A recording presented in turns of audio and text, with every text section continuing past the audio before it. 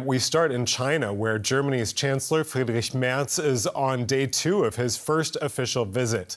On Wednesday, President Xi Jinping said he wanted to take relations with Germany to what he called a new level. Chancellor Merz highlighted the importance of the trip by announcing that China has agreed to buy up to 120 aircraft from European manufacturer Airbus. German Chancellor Friedrich Merz arriving in Beijing on his first visit to China since taking office last year. Merz is the latest Western leader seeking to reset ties with Beijing at a time of heightened global volatility since U.S. President Donald Trump returned to office. Chinese President Xi Jinping told Merz Beijing wants reliability. The more turbulent and complex the world becomes, the more China and Germany should strengthen strategic communication and enhance mutual trust. Stable Chinese-German relations can improve wider China-Europe relations and contribute to overall global stability. A sentiment echoed by the German Chancellor. We have worked very well together over the past few decades. Germany has enjoyed great economic success in China for decades. There has been a good bilateral relationship between China and Germany, and I would like to build on that and develop good personal relationships between your Prime Minister and me, and between you and me. China is now Germany's largest trading partner. With the U.S. market increasingly unpredictable due to wavering tariff rates, the world's second biggest economy is more important than ever for German exporters. DW's East Asia correspondent Rick Glauert joins me for more. Rick, beyond all this talk of greater cooperation, there are some pretty thorny issues here for both sides. Talk us through some of those. Well, yeah, Merz was bringing some pretty difficult trade issues to Beijing. You know, the main thing is that big trade deficit between Germany and China. German exports to China are down. German brands' market share in China is also down. And increasingly, you know, Chinese brands are competitive rivals to German companies on the world stage. So Merz said he had 3 requests, if you like, of Xi, of China in Beijing. The first one was that he wanted to reduce Chinese subsidies on domestic manufacturers. He says that that gives them an unfair competitive advantage. He also mentioned that China should allow their currency, the renminbi, to rise, and he also urged China to allow those critical raw materials to continue to flow from China to Germany. On the Chinese side, Xi Jinping was keen to swat down rhetoric from Europe that sees China as a systemic rival. He called for Germany and Europe to look at China with objective and rational eyes. And of course, there are also those thorny geopolitical issues, including Ukraine and also Taiwan. Speaking of Ukraine and Taiwan, Merz has been outspoken in criticizing China for supporting Russia's war on Ukraine. Have they reached any kind of agreement there? There's been little sign of actual agreement. As you mentioned, Merz has called out China's role in supporting Russia. China buys a lot of Russian oil and gas and also exports a lot of materials and technology to Russia that's called dual use, which means that Russia could be using it in its war. Merz said that he told China that their words and deeds were taken seriously in Moscow and called for China to curb those exports of dual use materials and technology to Russia. And according to state media, Xi repeated some of his lines that diplomacy was key to solving the issue, and he also called for equal participation in talks. Of course, Merz is likely to have little effect on Xi Jinping. His relationship with Putin has been going from strength to strength. They describe this as a no-limits partnership, and we've seen a lot more interaction between China and Russia since that invasion of Ukraine. How is China framing this trip? Well, China's been framing this as a reaffirming of a partnership. He's been describing both countries as responsible actors on the world stage. I mean, underneath this, of course, China wants to paint itself as a really responsible, dependable, stable world power. And that's, in contrast to the US under Donald Trump. She has been enjoying a slew of leaders coming from the West. Macron, Starmer, Carney from Canada, they've all come in the last few weeks. And all this helps Xi to build himself, as a strong leader in a changing multilateral order. TW correspondent Rick Glauert. We're going to have to leave it there. Thanks, Rick. Let's talk more about this with Claus Soong, who's an analyst at the Mercator Institute for China Studies. Welcome back to DW. What will count as a win for China in these talks?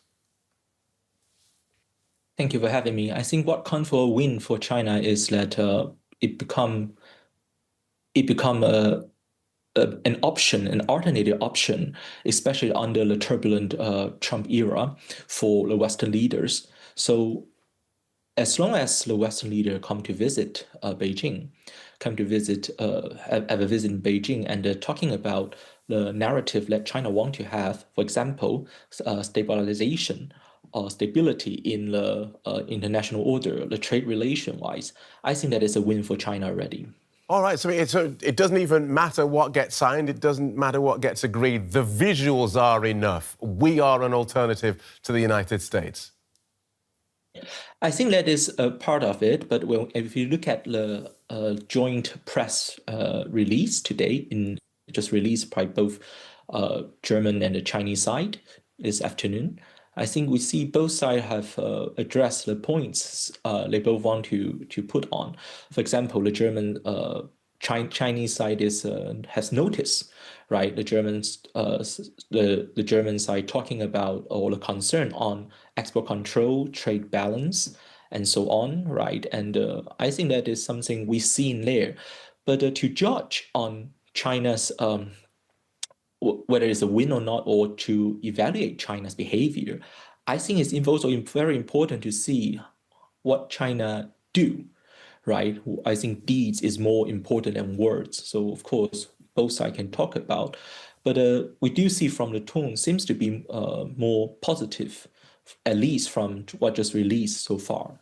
Let's talk about some specifics, and we'll start with EV technology. Electric vehicle technology. China has outplayed and outmaneuvered European car makers who have been slow to develop products for this market. The auto industry, of course, a major economic and political consideration for the German Chancellor. So what does a country that is so far behind in that market want from a country that is so far ahead?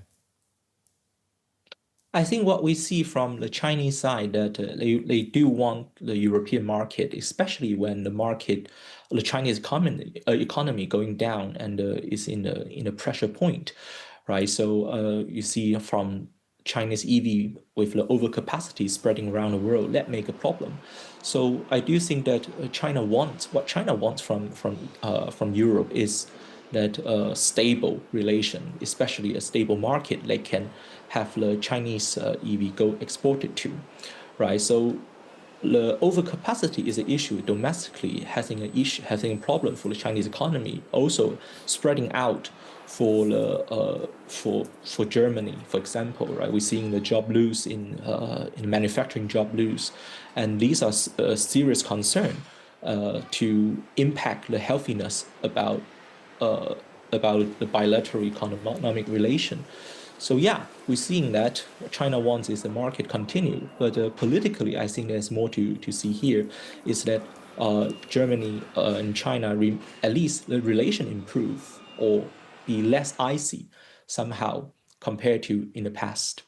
Okay, so clearly China wants to, if I can use the word, dump more of its EVs here in Europe. The Germans aren't going to wear that without getting something in return. So what is China likely to give up? What is China likely to concede in order to get something that looks like greater access to a market that it's already restricted from? I have to say, somehow it's still not yet clear, but at least from EV's part, I think we are seeing that they are certain price control, right? The minimum price for selling EV in Europe, they're coming earlier.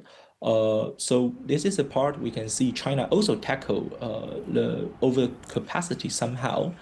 That's good for the Chinese economy and also can be used for get in exchange for maintaining the kind of stability of the economic bilateral relation between China and Germany. But again, how much China can tackle that, how much it can reduce the dependency, which the German industry feel that they are dependent on China, and that the resulting national security issue, that is yet to be seen. Right. Let's talk about how human rights and Russia's invasion of Ukraine are likely to be handled in this trip. The Europeans want China to stop torturing its Uyghur ethnic minority, to stop buying cheap Russian oil, thereby funding Russia's war in Ukraine. And they want China to pressure Russia to halt its invasion. Give us an idea of how these addresses actually get issued. Does President Xi just take these requests or demands seriously, or do both sides accept that this is just stuff that the Europeans, the Westerners, have to address publicly, and then once that's out of the way, the real business can get done? I think it's more close to the later one, as you mentioned. Of course, this is a serious concern for Germany, especially on China's alignment with Russia and continue supporting to fuel the war machine in Ukraine. But that is also a question to think about, that what can get exchanged for China on this issue. And there are also another aspect or angle to put on here is that China will how much trust does China have on Russia, right? There might be some distrust between each, but whether that outweigh, let China have to back off from supporting Russia to get on these questions, right? I think that is another evaluation good to think about and consider, which I don't think that's clear here, that China will give up its support to Russia, and in exchange for what can Germany offer in return, right? And that is a question here that we're seeing that Russia is important to China's national interests, and does not really giving up. Beijing does not have a sign to giving it up. Human right wise, I think there's another part to consider. Human right for Uyghur in Xinjiang, that is an issue. But again, what are the leverage to make it happen, right? To make China to concede.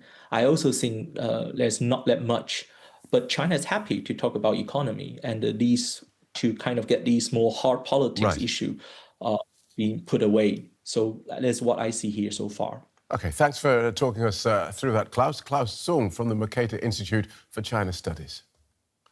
Thank you for having me.